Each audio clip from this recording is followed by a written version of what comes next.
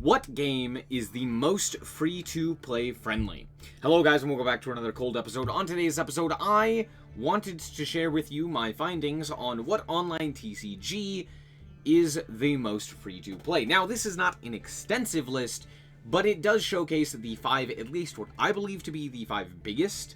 I'm not entirely certain because I don't know the exact numbers on everything, mostly because some of these are not on like the Steam charts, but I believe the 5 biggest TCGs or online TCGs, yeah, which one is the most free to play. You can see the 5 here. We have Master Duel, we have Pokemon TCG Live, we have Magic the Gathering Arena, we have Shadowverse, and we have Shadowverse Worlds Beyond, and we have Hearthstone. Now, I could have chosen something like Duel Links or something like Pokemon Pocket, but I decided to go with the like main format for any specific game. So there's that. And yeah, let's just hop right into this. Basically, what this was a challenge where I was going to start with a new account to see how much I could obtain in about 2 days of play, or about 6 hours of gameplay over the course of those 2 days. I was using specifically no high rarity cards. With that being said, Pokemon in specific does rarity very differently, so instead I just said just using the given structure decks that they gave me. What could I accomplish with that? Because I know that they give you a free structure deck at the very least.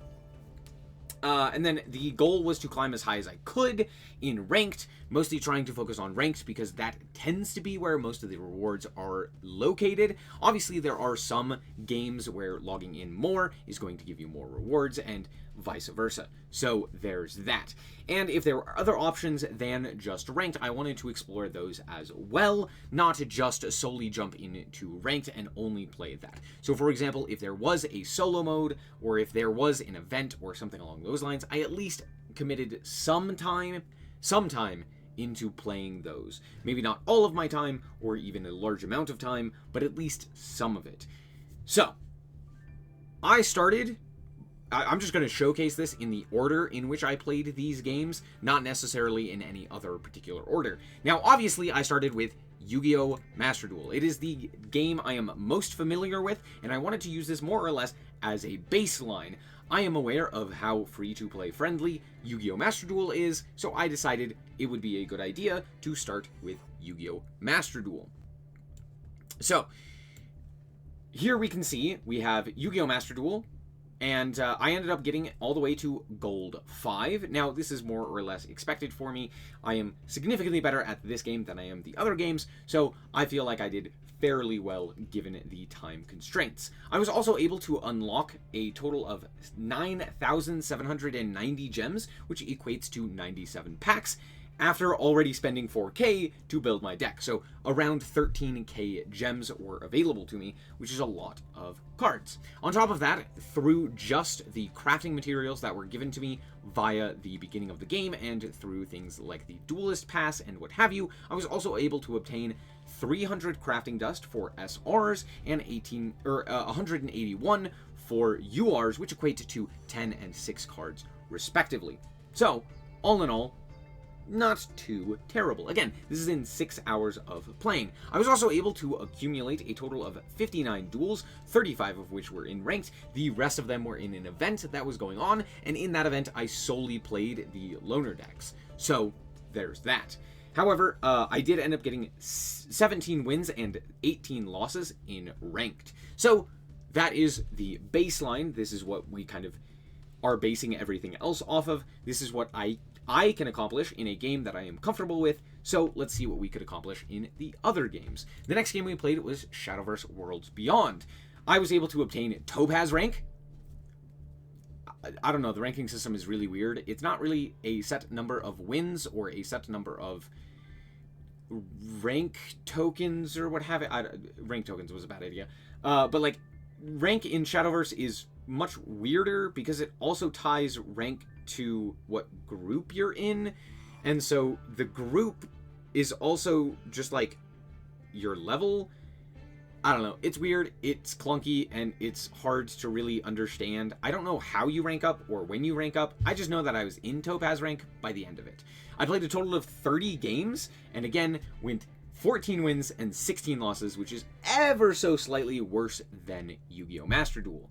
However, at the end, I was able to use, I will say, I did end up building 3 decks. I didn't put this on here. I ended up building 3 different decks, all of which played a very similar style of, like, aggro style.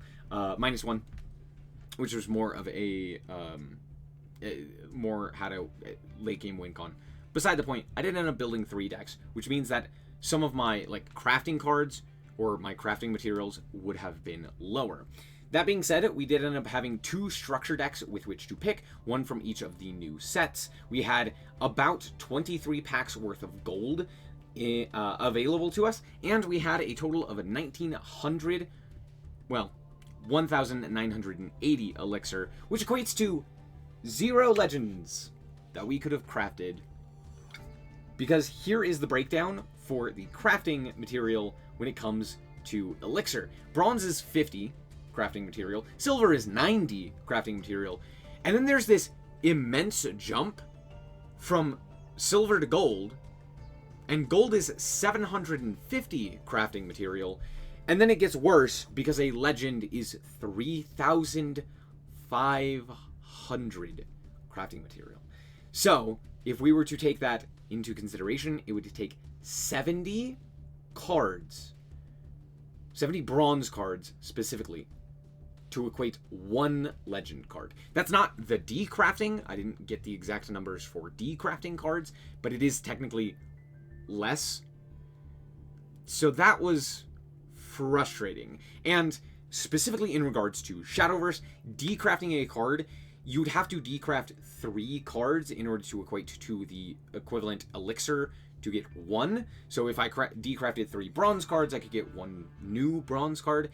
However, unlike in something like Yu-Gi-Oh! Master Duel, where you can decraft any card, almost any card, pretty much any card, the difference is that in this game, while yes, all of the material goes to one thing, you actually can't decraft any card. You have to have 3 copies of a card in your collection, whether upgraded or not in rarity. You have to have at least 3 copies before you can dismantle any of the other cards.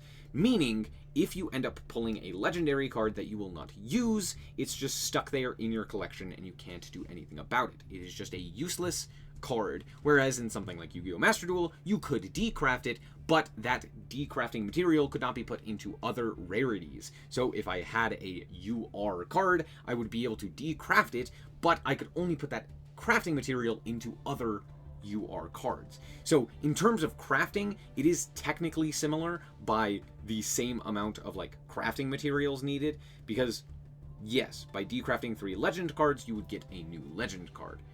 So there's that. However, again, just based on how many packs, by the way, I pulled 0 packs. I pulled exactly 0 packs, besides the ones that they gave me for free for logging in. So I think I pulled, like, I think a total of like 5 or 6 packs or something like that. It wasn't a ton. Actually, it was probably more than that. It was probably closer to like 10.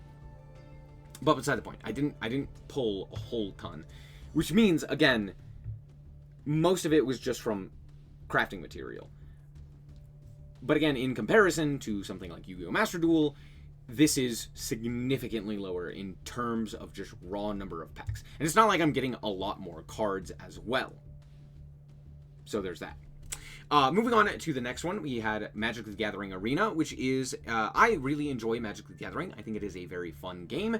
But let's talk about Arena specifically. First and foremost, how many games did I play? I have no idea. Because the only way to identify how many games I played would be to have downloaded prior to playing a third-party client and use that instead. Because for some reason, Arena does not track any of that. I literally don't even know how many games I won, nor how many games I lost. There's just no information for me on any of that. That being said, I did end up in Silver Tier 1, which is the bottom of Silver, which was okay. And we were able to obtain a certain amount of wildcards after building our deck. Now, let's talk about Magic the Gathering's crafting system. It specifically relies on wildcards, similar to that of Yu-Gi-Oh! Master Duel, but you only get the actual wild cards, and you do not get any crafting material. Also, you cannot decraft any cards. Just period. You just can't do that. The only way to obtain additional wild cards is to pull additional copies of that rarity from a set, or to pull enough of a card, or enough packs, I should say, in order to generate them naturally, which is not exactly the most consistent. So, what we ended up with after building our deck was 4 mythics, 11 rares, 6 uncommons, and 10 commons total. Now, granted, we used, again, the uncommons and the common crafting cards because that was what we were building with. So, do keep that in mind. That being said, again, 4 mythics, 11 rares. That's all.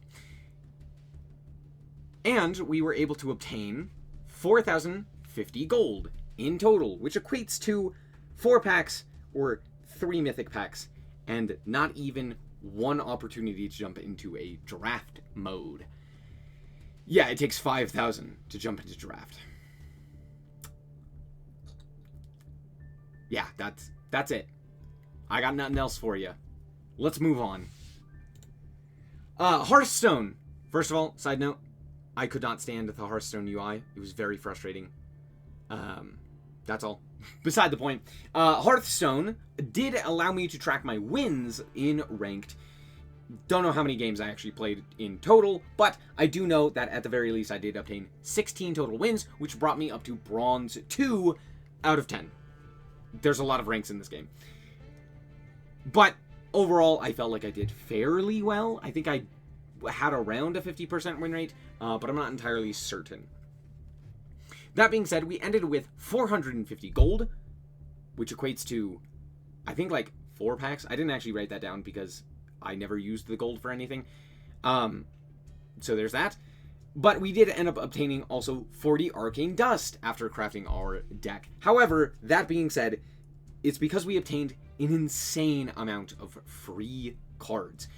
One of the things that this game does is right off the bat, it immediately drops you with a whole bunch of free cards. Like, legitimately, you open a pack and it's like spilling out all over. That being said, though, you can get a little unlucky and not actually get as much in terms of like free cards as another game. It's not like you get a whole bunch of it's not like you get all of the free cards or anything like that. So that is another thing to keep in mind. And with that being said, though, I think even if it's like a neutral card, you still have to craft it. So beside the point, you do get a lot of free cards, and you can decraft those in order to craft other cards, but for the most part, it's still rather expensive. And the reason for this is because of the conversion rate, which we'll talk about in a second. I did end up crafting 3 decks, and I had 2 free loaner decks that I could use at the time that I was playing it, so there's that. So I did end up crafting a whole bunch of cards, so that's where all of the arcane dust went. That being said, you do also obtain packs just from like playing the game, so it's mostly you, instead of like buying packs with like gold or something like that, you just kind of get it through playing the game, so that is why I got a lot of free cards there. Moving on, we also have the conversion rate, which was 40 for a common and 100 for a rare, and then it quadruples to 400 for an epic, and then it quadruples again. However, with legendaries, they're only one-ofs. You could only play one legendary.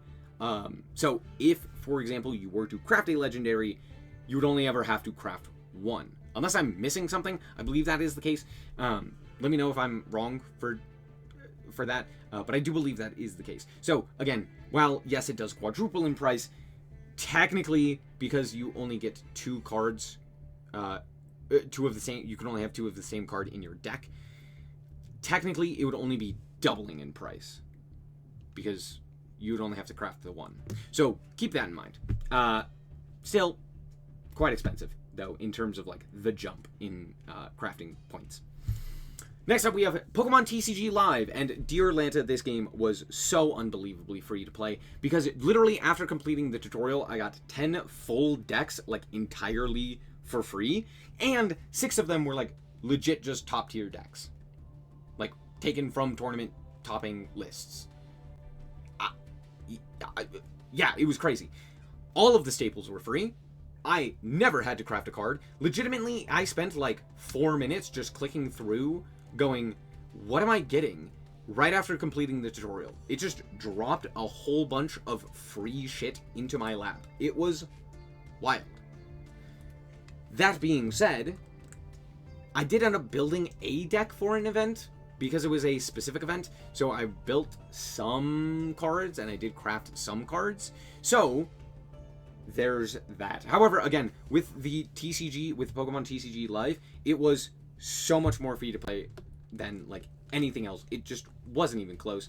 We'll talk about that in a second. But first of all, we ended up with 4,100 trainer points, which are used for like cosmetics, and then we also ended up with about 3,000 trade credits left, which were used for the actual cards themselves. So all in all, still lots that we could craft. And then on top of that, we also ended up in the Quick League with 100 points. And as you can see here, I actually only played for 4 hours because literally right after the tutorial, I was like, oh, we're done. Like, I don't even have to build a deck. The game gave it to me for free. So, there's that. Now, with all of that being said, let's go into my conclusion. And I'm just going to simply start off by saying, yes, of course, most free-to-play is Pokemon Live, which we can see here, but, of course, as well, the least free-to-play is Magic the Gathering Arena. It was insane, the difference between these two games.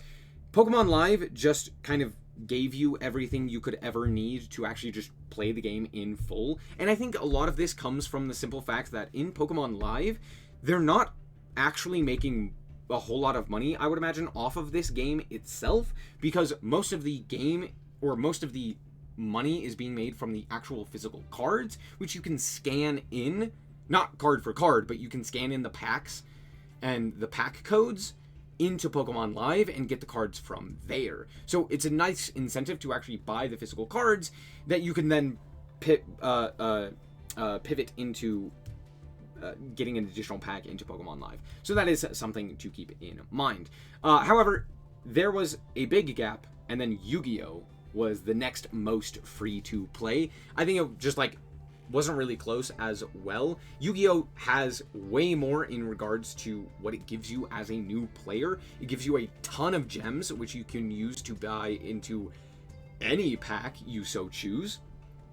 On top of that, it also gives you a bunch of crafting material right off the bat as well. Just by like completing a few solo modes, you are able to then also craft a whole bunch of new high rarity cards. And again, this was using all lower rarity cards across all of the games, which meant that yes, while I did, have a bunch more crafting material in some of these other games, it also means that like while Shadowverse shares the same crafting material, that meant that all of my decks were using that same material, which means higher rarity cards were just going to be more expensive. Whereas in Yu-Gi-Oh! It's like, no, I just had those crafting points just in their entirety, which is nice. So yeah, again, just using the lower rarity cards meant that I was always going to have more crafting material for that. Next up, we have Shadowverse. To be fair, Shadowverse and Hearthstone were extremely similar in terms of how much you could actually accomplish in those games as a free-to-play player. Also, I must say, at the end of this, thank you for sticking around this long and just listening to me yap about numbers, basically. But, in regards to all of these games, I have played them all before. These are not new to me. The one I had played the least was Hearthstone, but other than that, every single one of these I had played a fair amount. So, I wasn't coming into this entirely blind. That's all. Just thought I'd throw that in there. But Hearthstone and Shadowverse were very similar in how free-to-play they were, but for various different reasons. Shadowverse just doesn't have a whole lot of cards. There's not a whole lot that you need to craft. There's not a whole lot that you even can craft, because there's literally only 2 sets out right now. Shadowverse is the most likely to drop in any amount of time, just due to the fact that Shadowverse itself is not exactly free-to-play friendly. That being said, Hearthstone is not exactly not free-to-play friendly. That doesn't make sense. Sorry. It is fairly free-to-play friendly overall. Overall, all 3 of these are fairly good. Yes, it's not like Pokemon Live where you just get everything you want, but like genuinely playing these games, it didn't feel bad to play them as a free-to-play player, as a new player as well. It always felt like you had something you were capable of building and building towards, which was nice. That being said, Dear Lanta Magic the Gathering Arena was awful. Just straight up across the board, and you can see that in my other ranking, which is the most to least fun. I didn't include Yu-Gi-Oh! For obvious reasons, but overall, Magic the Gathering Arena was not very fun. I cannot stand this game. As much as I enjoy Magic the Gathering, it is a very fun experience. I do enjoy the way that Magic actually plays, but Arena just genuinely makes it one of the most frustrating experiences, mostly due to like UI and a bunch of other things, but it's also just so incredibly difficult to actually play because of how expensive it is. You cannot build more than like 1 deck, period. And the reason I say that that is a problem is because there's like 10 different formats, all of which are fairly interesting in their own right for a variety of different reasons. I wanted to say myriad. So overall, like, there is a lot of reason to play Magic the Gathering Arena or want to play it, but you just can't. There's nothing you can play unless you're willing to spend a whole bunch of money. Next up I had Hearthstone. Yeah, it just sucked. And then I have Pokemon. Pokemon is just ain't it. It's pretty boring. Because the games are, like, once you get everything for free, there's not really an incentive to continue to play the game, but it's also not, like, the worst because you actually do get to play the game. And then I had Shadowverse. That being said, all of these, like, pale in comparison to Yu-Gi-Oh! Master Duel, at least in my mind, so there's that. But also, even just, like, in regards to the actual game itself, regardless of most or least fun, Yu-Gi-Oh! Genuinely has such a high quality to it that it's very nice in comparison to some of these other games. Like, you know, going from Yu-Gi-Oh! To a different game, you can really see how much higher of a quality it is when it comes to, like, building a deck, or when it comes to, what else is there? Like, playing the game from, like, the UI elements of choosing, like, how cards are played or where they go or what have you. There's just, like, a bunch of different things that have just been, like, so heavily optimized in regards to Yu-Gi-Oh! Master Duel, and it works really, really well. Of course, I'm going to shill the game that I play the most, but alas, with that being said, I'm going to get out of here. There you go. Magic the Gathering. Why do you suck so much? Thank you guys so much for watching. I hope that you guys did indeed enjoy it. If you did, like, very much so appreciated it, and remember to always stay frosty. Bye-bye.